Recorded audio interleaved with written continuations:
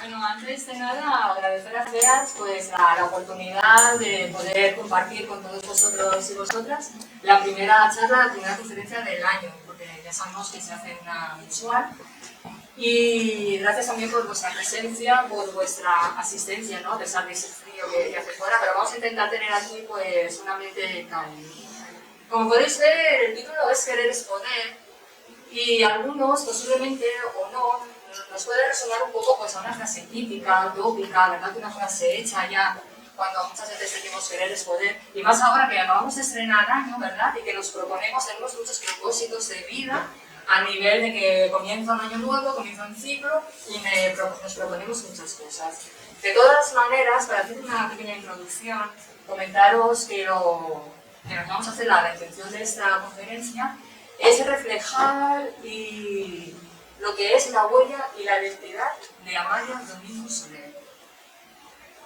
Y lo vamos a hacer, y vamos a abrazar a Amalia desde el punto, sobre todo, sin idealizarla, que es muy importante, ¿no? Porque sabemos que cualquier tipo de idealización es irreal, y lo vamos a hacer como sabemos, tal como nos enseña el espiritismo.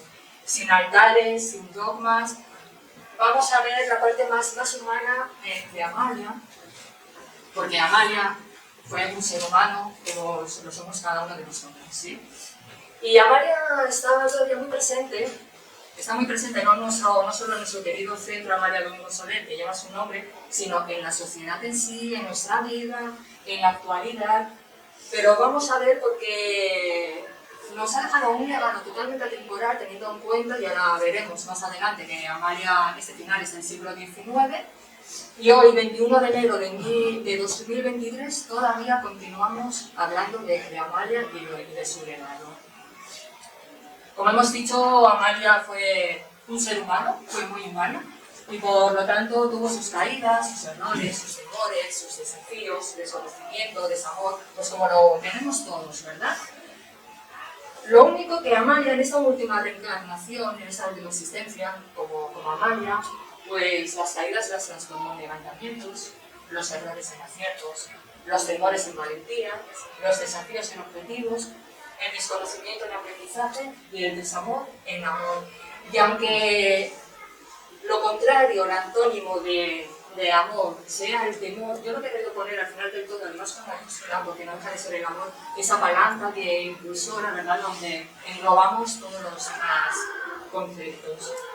Y de esa manera, lo que comentaba, abrazarla pues, con los brazos bien abiertos, con el corazón bien extendido, a Amalia, a esta gran dama del espiritismo, y de alguna manera, y ya va a depender de cada uno de nosotros, de nosotras, o que nos resuene, pues podernos reflejar con ese ramo de violetas, que ya sabemos que es un icono también de Amalia. Hablar de Amalia, automáticamente, de algún modo, ¿no? Nos viene a la imagen ese ramo de violetas, que es el título de una de sus obras, de sus libros. Amalia fue una persona, en su momento, pues una gran revolucionaria, ¿por qué no decirlo de esa manera, ¿no? Como ahora vamos a ver, una persona muy humanista, una persona que lo dio todo, como vamos a ir comprobando. Y Amalia, vamos a hacer un poquito una pincelada diciendo que Amalia Domingo Soler nació en Sevilla en 1835 y se encarnó en Barcelona en el año 1909, en un escenario con un marco sociopolítico religioso. Imaginaros, de finales del siglo XIX, pues nada fácil ni nada sencillo, ¿no? Donde la parte política, la religión, había un poder ahí como muy aférrimo, muy cerrado, una sociedad totalmente vertical, totalmente, me atrevo a decir, y todo castradora, donde no había oportunidades para todo el mundo. O sea, no era para nada una sociedad inclusiva, pero Amalia sí que lo era. Por lo tanto, y sabemos que si Amalia nació en esta época, no fue casualidad, conocemos el programa espiritual, nacimos donde tenemos que nacer, y como Amalia tenía que reconquistar todas aquellas cosas que se dejó pendiente en diferentes existencias, pues nació en el sitio que tenía que nacer, y nació pues en una época complicada, bastante complicada, pues que Amalia, como decimos, era totalmente inclusiva, totalmente una persona muy adelantada a su tiempo, y en este escenario pues encontró que su ideología, sus pensamientos, sus sentimientos, sus razonamientos eran totalmente opuestos a la sociedad con la que se tuvo que enfrentar y afrontar. ¿Y qué hizo Amalia? Era una sociedad totalmente opuesta a toda su ideología y su personalidad, pero al mismo tiempo Amalia pensó, pues, ¿cuál es la solución? Voy a construir un puente para todas las brechas y todas las trincheras sociales del momento. Y construyó ese puente. Podemos preguntarnos, bueno, el puente, ¿y de qué material estaba construido el puente? Pues algo tan sencillo y a la vez tan complicado, como de fe razonada, de voluntad y de coraje. Teniendo en cuenta que coraje viene de la palabra core, que core significa corazón, y es cuando ponemos al corazón, por decirlo de alguna manera, por delante del cuerpo. Cuando tenemos un compromiso muy fuerte, lo que hacemos precisamente es lo que hizo Amalia, honrar a su entidad, su condición humana. No nos olvidemos que todos somos humanos. Este compromiso, pues, podríamos decir que es el pilar, es la matriz, ¿no? Pues de todos los valores, teniendo en cuenta que los valores no son contenido, los valores son transmisión. Y es lo que hizo Amalia, transmitir este compromiso con una fe razonada, la voluntad y el coraje, desde la parte racional y abriendo el corazón. Lo que hizo fue tener ese compromiso con ella misma y con la sociedad del momento, y sobre todo con las personas que quedaban excluidas, los obreros, las personas de la clase trabajadora, sobre todo también las mujeres, los niños. Por lo tanto, el compromiso, lo que digo, lo hizo con ella misma, lo hizo con la sociedad, porque normalmente muchas veces somos meros espectadores y nos cuesta ser protagonistas, ¿no? De nuestra vida, de implicarnos mucho más, ¿no? A un nivel nuestro y a un nivel social. Y Amalia lo que hizo, pues, fue protagonista de su propia vida, a través de ese compromiso, a través de su propia identidad como ser humano, y además de eso consiguió que la sociedad en sí, la clase más excluida, pues fuera también protagonista y estuvieran en primera línea. Esas mujeres que no podían salir, que no tenían voz ni voto, pues consiguieron salir también a la calle, visibilizarse, manifestarse, como ya veremos. Así que a mí me gusta sobre todo buscar la parte etimológica de las palabras. Y compromiso viene del latín compromisus, y si miramos el verbo, la conjugación del infinitivo, es el prefijo que significa junto, y promitere, prometer, garantizar. Si no utilizamos bien las palabras, pues vamos a caer en un contenido totalmente vacío. Ya nos lo decía Platón, además, ¿no? El discípulo de Sócrates. Platón comentaba, pues, de los efectos que podrían surgir si no utilizamos bien las palabras, el significado de ellas. ¿Qué consecuencias pueden ser esas? Pues que puede haber una falta de comunicación con otras personas, pero también puede haber una falta de comunicación con nosotros mismos. Es muy importante, sobre todo, darle nombre, pero el nombre con ese contenido real a nuestros sentimientos, para poder evocar y poder verbalizar también lo que son nuestros sentimientos y nuestras emociones. Etimológicamente, es muy interesante porque compromiso significa hacer una promesa mutua. Es muy interesante porque esto que engloba todo ese concepto, engloba la dignidad, engloba lo que es la relación con los demás seres humanos, engloba también, pues, la creación de vínculos. Es lo que hizo Amalia. Y nos podemos preguntar, bueno, hacer una promesa mutua, pero ¿yo con quién puedo hacer? Si hablamos de mutua, ¿con quién tenemos que hacer ese primer compromiso? Pues el primer compromiso lo tenemos que hacer con nosotros, con nosotras mismas, como hizo también Amalia, ¿sí? Es fácil, no, porque hay que pagar un peaje también. No hay nada fácil en esta vida, sabemos que todo tiene un precio, y el peaje a pagar, pues, es algo como que no podemos ser sustituidos de nosotras mismas, ¿sí? Ni nosotros mismos. Amalia no sucumbió a ella. Amalia, si no hubiera realizado este compromiso con ella misma y con la sociedad, hubiera vivido confinada, ¿no? A un nivel mental, a un nivel psicológico, social, a un nivel político, porque hemos visto que la sociedad con la que vivía era totalmente opuesta a su personalidad y a sus propias necesidades. Amalia ya hizo este compromiso y lo hizo de la mejor manera que lo puede hacer un ser humano, que fue transparentando, insisto, esa entidad y esa condición humana que tenemos todos y todas. Así que vamos a poner el foco y vamos a focalizar esa charla, esa conferencia, en lo que es el compromiso en sí. Más de una vez, bueno, hablo por mí, ahora ya hace tiempo que cada vez menos, pero lo sigo escuchando y yo me incluyo también, ¿no? Muchas veces yo había comentado, yo soy libre, y como soy libre, yo no me comprometo con nada. Pero no comprometernos con nada significa comprometernos con la alienación, es decir, con el peor esclavo que hay. Porque si adquirimos un compromiso, lo que vamos a hacer, eso va a dar pie pues, a llevar una dirección correcta, a no dejarnos manipular.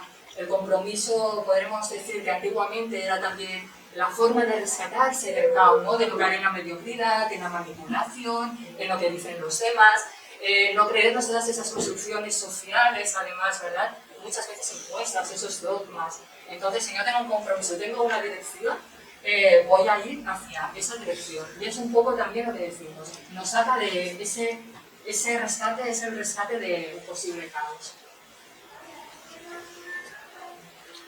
Amalia, en el libro La luz del porvenir, vamos a leer un trocito del primer capítulo que se titula ¿Existe Dios? Y nos dice, el espíritu no ha nacido para la contemplación estática, ha recibido la inteligencia para utilizarla, para que le sirva de intermediaria entre Dios y él. Y continúa, la misma naturaleza nos enseña que el trabajo es la ley de la vida, que todo tiene su desenvolvimiento laborioso. Creemos los espiritistas que su progreso ha sido obra de siglos. Amalia nos comenta que el espíritu no ha nacido para la contemplación estática, pero es que la vida en sí, tampoco contempla una parálisis total, ¿no? Estamos en movimiento. Nuestro corazón está en ese movimiento vivificador, de contracción, de relajación, del diástole, ¿no? El movimiento del corazón del diástole para recibir y el sístole para dar y ser. Por lo tanto, tenemos un compromiso, nuestro cuerpo físico no nos puede permitir el tener esos intervalos, esas paradas, ¿no? Porque tenemos también el ritmo del corazón, el ritmo de respiración, y si hay esas paradas, esos intervalos, la vida no se sustentaría. Por otra parte, tenemos también el compromiso de la construcción. El compromiso de la construcción no deja de ser la conciencia, la voluntad de la que estamos hablando y que nos ha dejado como legado Amalia. Es importante porque Amalia verdaderamente es un ejemplo vivo de la voluntad, del cambio que realizó una vez que conoció, teniendo contacto con el espiritismo, ¿no?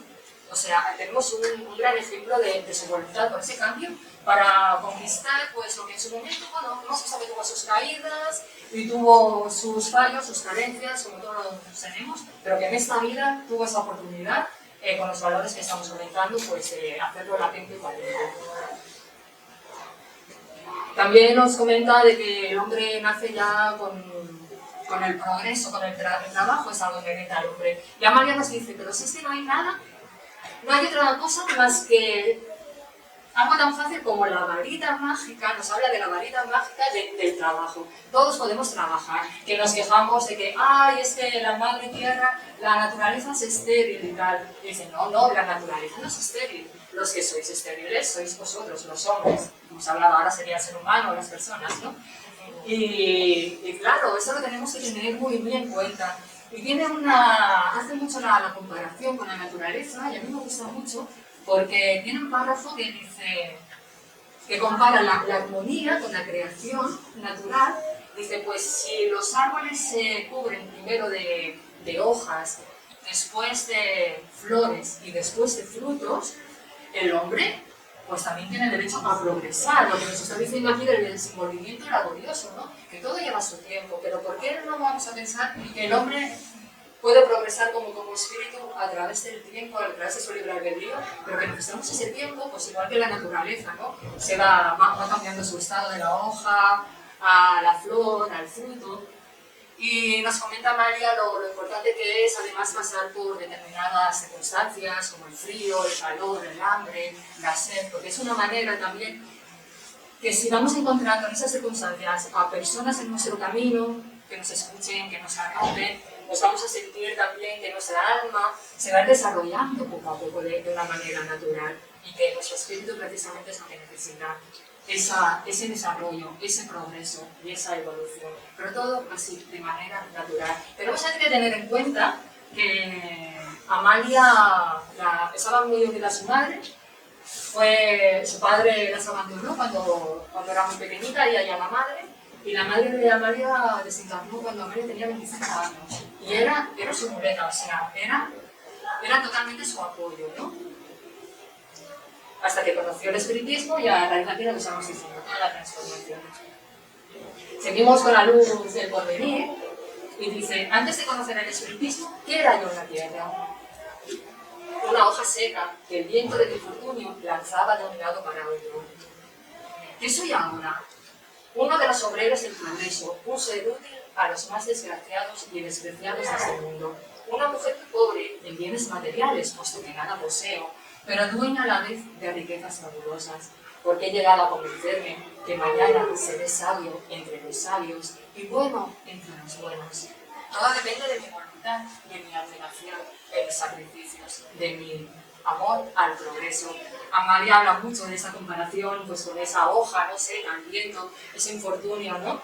Y realmente la determinación así como muy importante de Amalia fue el hecho de querer cambiar el destino de su ser, de su historia espiritual, ¿no? A través de esa voluntad, de esos sacrificios que representó la vida. Y realmente, si no vamos adquiriendo ese compromiso, lo que nos va a pasar es que podemos ser esas hojas secas que decíamos, manipulables, que vamos de un lado para otro, o por decir algo, no sé, ese náufrago también, ¿no? En medio del océano. Por eso es tan importante, pues, esa condición humana, porque estamos pensando, como seres humanos que somos, parte de nosotros tenemos el humanismo como el valor esencial. Si no lo trabajamos, si no lo experimentamos, si no lo vivimos, al final pues seremos, nos imaginamos, una planta que no quiera hacer la fotosíntesis o un animal que se resista a su propio instinto. ¿Verdad que es complicado?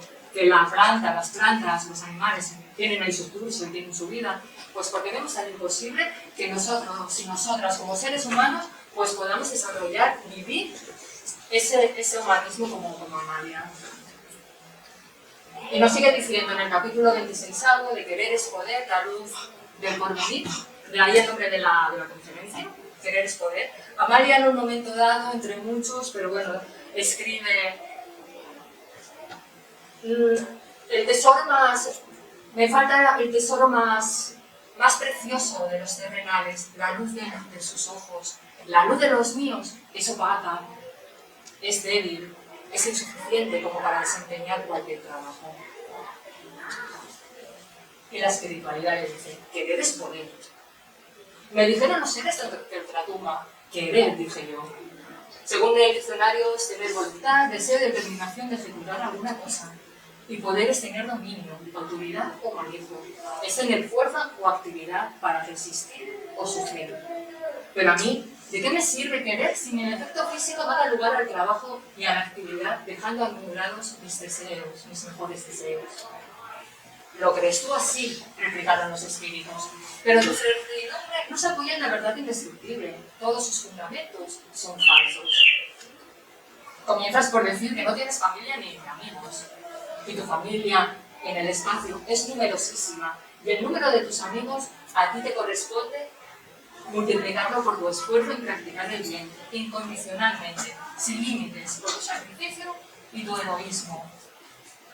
Fijaros, comenta la espiritualidad, que el hombre, muchas veces, las personas, muchas veces pues nos justificamos mucho, ¿no? Para no trabajar, para hacer lo mínimo.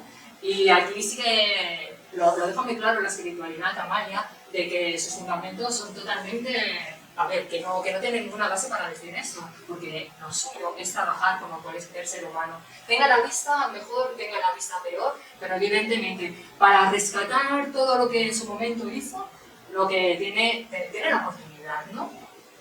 Habla pues de que su familia, hemos comentado que su madre desencarnó con 25 años, el padre la abandonó. no tenía amigos, tuvo una situación a nivel personal muy, muy complicada.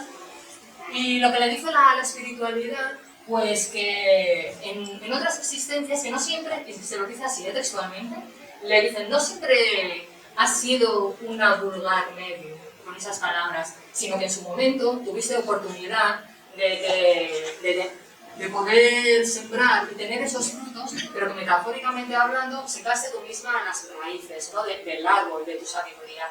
Por lo tanto, esta vez no vas a nacer, no has nacido como medium inconsciente, has nacido como medium muy consciente, donde con el tamiz de la razón, y que eso te va a dar lugar que con tu conciencia y tus conocimientos, todas las comunicaciones que te vayan llegando, vas a tener ese clic que va a ser consciente para que tú también hagas el cambio.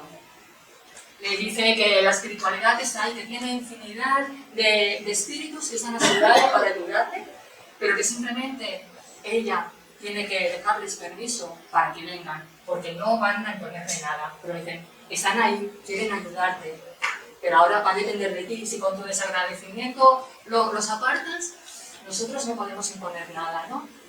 Y hay una frase que a mí me ha llegado mucho, que le dice, los pájaros tienen nido y cavernas las fieras. ¿Y tú? ¿Tú qué tienes? No tienes hogar, no tienes nada. ¿Y sabes por qué? Porque has venido para empezar de cero, para poner las primeras piedras, y tú sola no tendrías la fuerza suficiente para hacerlo tú sola. Por lo tanto, nos necesitas a nosotros. Pero es que nosotros tenemos esa oportunidad, aprovecharla. A mí me impactó mucho, ¿no? Porque además es que sí, hay una delicadeza, pero por otras partes también hay a veces, a ver, estamos aquí, o sea, no te justifiques. Si tienes problemas de visión, hay que continuar, ¿no? Y nos habla precisamente pues, de las pegas, de las justificaciones que muchas veces nos ponemos en el ser humano pues, para no trabajar, ¿no? Nos quedamos en el comodismo, que es mucho más fácil, pero lo que hemos dicho, esto nos puede dar pie pues, a caer en la mediocridad. No se oyen las olas, pero suenan. Un poco de imaginación, cosas que pasan. En el libro La luz del futuro, en el capítulo 11º, se dice... Sí, se oye flojito. Es que hay poquito de bajas en suave, ¿no? Bueno, así no tendremos mucho frío, ¿no? Porque la impresión le dice, deja famosa lo que escriben las olas al dejar su espuma en la playa. ¿Sabes qué dice? Esto, humanidad, toma ejemplo de nosotras, que trabajamos incesantemente. Si nos imitas, serás dichosa. No olvides el consejo de las olas. En el trabajo está la libertad.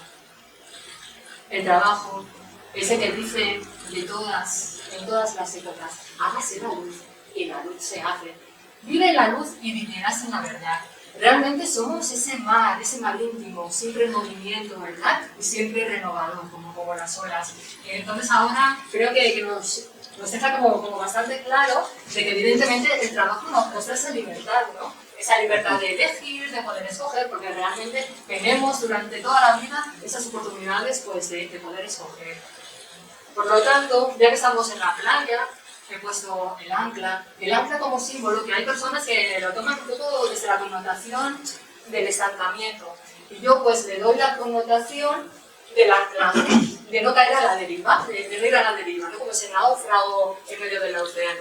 Si nos anclamos con ese objetivo, si nos anclamos con nuestro propio compromiso, y como dice Amalia, si nos construimos como seres humanos, vamos a poder construir también una sociedad, porque nosotros vamos a dar ejemplo y necesitamos personas trabajadoras.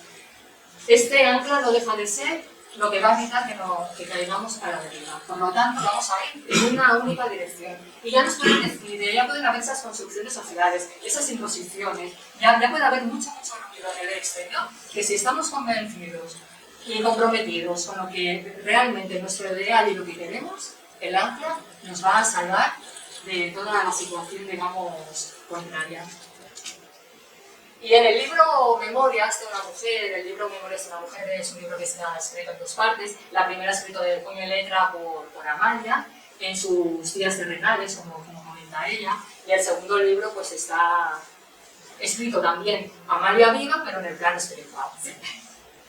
Y vamos a leer un trocito del prólogo de Memorias de una mujer. nos dice: mi propósito al escribir mis memorias es demostrar con hechos innegables que nada es pequeño cuando se quiere engrandecer. La mujer más pobre, la mujer más abandonada, la que el infortunio convierte en hoja seca, que el viento arrastra a su capricho, puede llegar a ser grande convirtiéndose en maestra de aquellos que saben menos que ella. No se necesita para esto ser una especialidad ni tener un talento gigante, ni poseer virtudes de primer orden, ni haber venido a este mundo en misión, nada de esto. Muy al contrario, solo es preciso venir sencillamente a pagar lo mucho que debemos a anteriores existencias, adquiriendo únicamente la completa, la absoluta convicción de que nadie nos puede salvar más que nosotros mismos.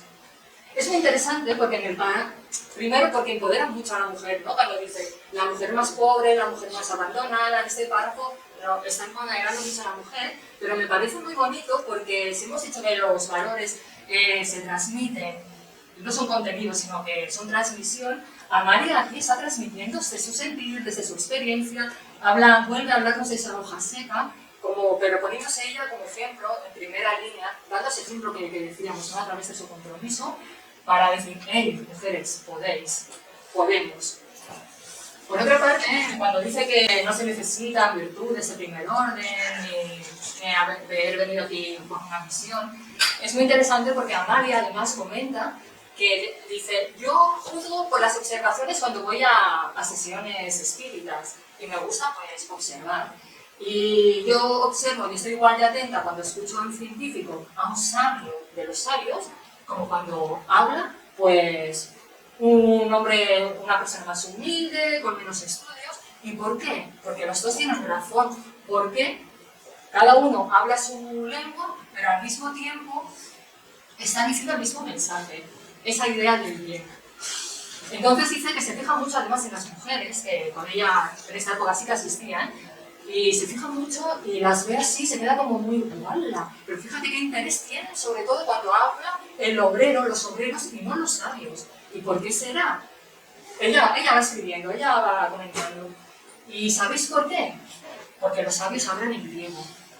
Y los obreros, que son más humildes, saben que al pan, al vino, y confirman el adagio, el refrán, el dicho de cada oveja con su pareja.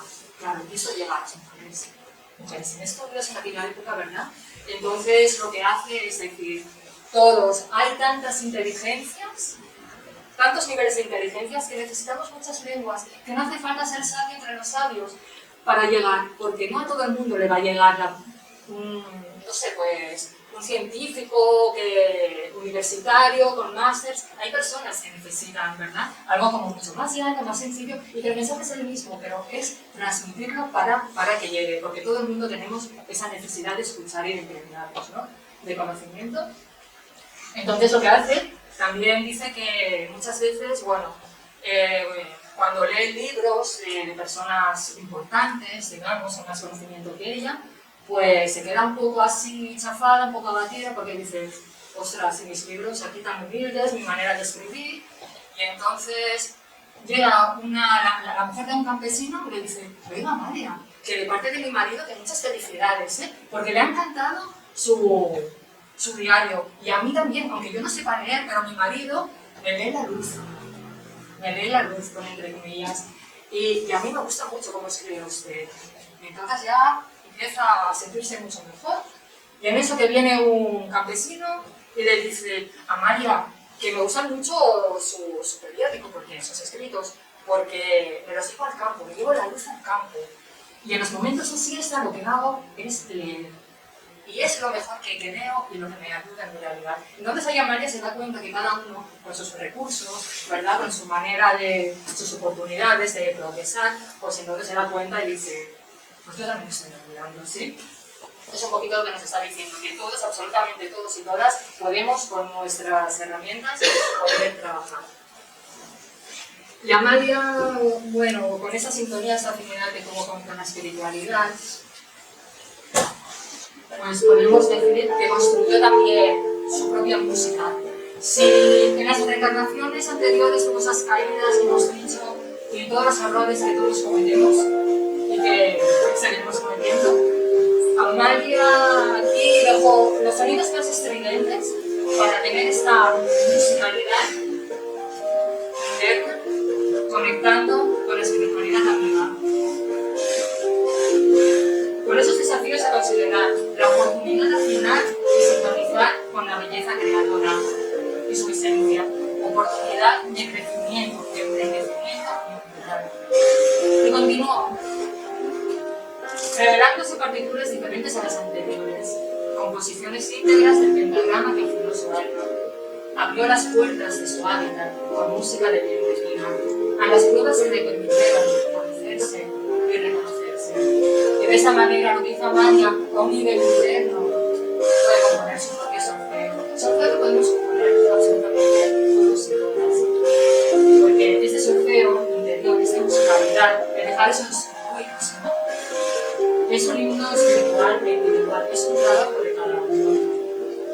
Y sus propias composiciones son una semilla del fruto de su progreso moral, no solo de Amalia, sino de todos nosotros. Si Amalia pudo, nosotros también podemos. Aparte es muy importante, ¿no? Porque si tenemos como referente una persona tan cercana, tan querida, yo creo, vamos, a mí me motiva muchísimo. Y de esa manera continuamos con el recital de bienvenida al curso del aprendizaje de la sabiduría moral, oportunidad de suavizar las notas más endurecidas a través de la aceptación y de la transcendida. Amalia nos da herramientas, nos da muchas pistas para continuar y dejar todo ese ruido interior que tenemos, afinar nuestra propia música interior, confiar en la espiritualidad, confiar pues, en las pruebas en las que tenemos que pasar, ¿sí? Y otro de los valores importantes es el tesón. El tesón como el engranaje precioso y preciado de la voluntad. Amalia ya sabéis que fue costurera, por lo tanto podemos hablar en estos términos y decir que su tejido, el tejido del tesón, es sutil, transparente, ligero, confeccionado con las agujas flexibles de la voluntad y de la instrucción sincera. Y el velo opuesto de la tensión está cosida con posturas de la rigidez y la inflexibilidad. Fijaros que Amalia fue una persona sin recursos económicos, era una persona encontrándose, enfrentándose a una situación totalmente opuesta, como hemos visto, ¿no? A su ideología, a sus razonamientos. Una persona con problemas de vista, una persona que realmente tuvo, su existencia fue como bastante complicada. Y en cambio, en ningún momento, cuando tuvo el contacto con el espiritismo, ya digo, fue un ejemplo vivo de despertar de conciencia de que debe encaminar su historia espiritual hacia la transformación y el cambio, el autoconocimiento tan importante.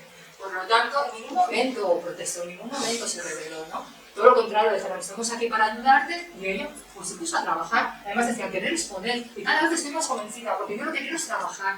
Y la espiritualidad la ayudó porque ella también estuvo ahí, al lado de la ayuda.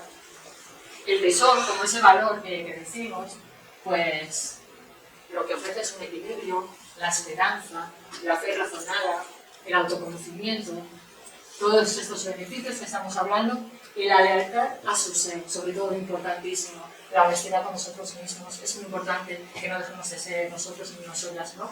A nivel de luchar por lo que realmente queremos y creemos. Amalia nos comenta en la luz del porvenir, dice, yo soy una mujer pobre porque no tengo recursos económicos, pero tengo fabulosas riquezas, nos ha dicho, ¿verdad? ¿Y dónde guarda la riqueza Amalia? ¿Dónde atesora su riqueza? Pues en el valor de sus conquistas y virtudes, conociendo y reconociendo sus limitaciones y sus carencias como espíritu. Y suplió y sustituyó el temor por el amor hacia ella misma y hacia los demás, para poder compartirlo hasta en nuestros días. Muchas veces no somos conscientes todavía ni de nuestra riqueza, ni de nuestra pobreza espiritual. Y es muy importante que nos convirtamos en nuestros propios tasadores, ¿verdad? Para valorar lo fructífero, lo necesario y desvalorizar, digamos, pues lo que ya está caduco y obsoleto. Por otra parte, este es el programa. Amalia participó, ¿cómo no?, en el primer Congreso Internacional Espírita realizado en el año 1888 en Barcelona. Y digo, ¿cómo no?, porque además fue una de las personas totalmente activa que además estuvo confeccionando el programa. Un programa, estamos en el 2023, hablamos finales del siglo XIX. totalmente actual. O sea, parece que está hecho ayer.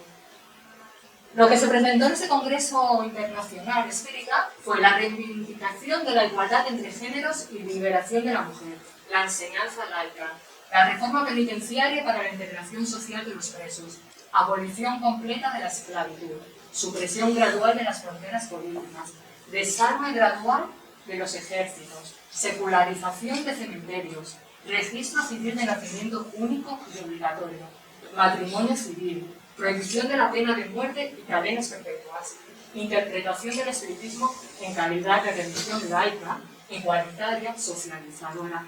Hemos dicho al principio que Amalia era una persona totalmente inclusiva a nivel social, adelantada a la época, y enfrentarse a todos estos señores, ¿verdad?, que tenían tanto poder, que tenían a las mujeres calladas, no fue fácil, pero aquí participaron mujeres también. Y las mujeres salieron a la calle, dejaron su espacio del hogar solo para salir, hicieron manifestaciones, hicieron reuniones, hicieron congresos, habían reuniones en las guardillas de los pobres, de las personas pobres, tuvieron voz y voto. Porque Amalia no solo fue feminista, Amalia luchó también por las condiciones precarias de los trabajadores, de los obreros, la clase excluida, cambiara, porque tenía una condición totalmente precaria. Luchó también por la enseñanza de los hijos e hijas de todas estas familias. Pero se mezcló además, creó vínculos pues, con personas anarquistas, masónicas también, aunque Amalia no lo fue, pero se movió, creó una red social en ese sentido, donde primordiaba también el republicanismo, el progresismo, la innovación, y muchas mujeres taparon la boca a los hombres porque ellos continuaban sintiéndose con ese poder, pero ellas dijeron, no, ahora no. Y el espiritismo del siglo XIX precisamente hizo un trabajo social muy inclusivo y muy importante de cara a las mujeres, obreros, y se abrieron muchos centros, y realmente floreció el espiritismo en el siglo XIX. Se abrieron muchos centros en muchos barrios de Barcelona, muchísimos, y se buscaba cualquier momento, ¿no?, para hacer esa manifestación, esa reunión, salir a la calle y poderse expresar. Hombres, sí, de mujeres, también en primera línea. De hecho, en la época de Amalia, las mujeres, por ejemplo, funeral. Y al funeral de ella, así que hemos visto el prólogo, un trocito del prólogo de Memorias de una mujer, la primera parte, la que se dio con su puño de letra, como decimos, en su vida terrenal. Y ahora pues vamos a ver el prólogo, un trocito del prólogo de la segunda parte de Memorias de mujer, de una mujer. Este es el prólogo espiritual del manuscrito de la señora Amalia Domingo Soler, dictado desde el espacio por mediación de la Virgen María. Yo, como vosotros sabéis, había procurado emplear bien el tiempo y pensaba que todo lo que hacía era obra de mi voluntad, pero no es así. Cuando el Espíritu desciende a la tierra y promete a esa naturaleza divina de amar a Dios que ya nunca más volverá a caer, si la promesa es enérgica y firme, para pasar del mal al bien, le envuelven unas fuerzas superiores a las mías. Y encarna desconocedor de todo cuanto ha prometido, pero entre la promesa y el yo se constituye una ley, y esa ley es la que rige durante nuestro paso por la tierra. Y así es como empieza para el espíritu una existencia de lucha y de progreso. Y como en nuestro planeta todo se ignora y lo achacamos todo a la casualidad, vamos viviendo dentro de la oscuridad y la ignorancia, sin conocer esa ley que nuestro arrepentimiento ha creado y que es la que nos conduce a puerto de salvación. Esa fue mi última encarnación, como vosotros sabéis, y es a la que mi espíritu tiene más cariño, por haber sido la única que supo aprovechar. Después de la caída vienen los dolores, después de los dolores viene la regeneración. Y cuando el alma se ha reconciliado consigo misma, busca complacer aquellos lugares en los cuales ha sufrido y lucrado tanto. Adiós. Y el espíritu de vosotros decimos hasta luego. Os espero en las regiones de amor, donde nos reuniremos todas las almas que, como esta, han sabido aprovechar su último paso en la tierra. Amalia. Sabemos que Amalia reencarnó, dicho por ella, varias veces en España, ¿verdad? Y así vamos a acabar la conferencia de hoy y nos hemos imaginado una linterna con muy poquita capacidad de luz, ¿verdad? Donde vamos a tener una visión muy limitada y posiblemente vamos a ver solo lo que nosotros queramos. Pero aquí tenemos un faro expandiendo toda su luz. Y con todo lo que hemos visto del legado que nos ha dejado Amalia, pues me gustaría, si me lo permitís, que invitemos a nuestra vigilancia a expandirse y abrirnos las heridas singulares, pensando que lo mismo que nos permite entrar esos sonidos que ensordecen el alma, también tiene cabida en la sinfonía de la vida. Y para acabar me gustaría decir unas palabras que la espiritualidad amiga de Amalia, y le dijo: tú que apenas ves la luz del sol, darás luz a muchos ciegos, y ya conoces lo triste que es la ceguera, encárgate de curar a los que no quieren ver. Amalia, sabemos que es la gran dama del espiritismo, como hemos comentado, también se denomina el faro del espiritismo, porque Amalia, como hemos dicho al principio, continúa nuestras vidas, continúa nuestra sociedad, nos ha dejado ese legado tan atemporal, ese compromiso, ¿verdad? Esa autorreforma que hizo con ayuda y con una existencia física nada fácil. Pero Amalia lo consiguió. Y hasta aquí la conferencia de hoy. Gracias a todos, a todas por vuestra paciencia. Gracias, Amalia. Y muchísimas gracias a todos.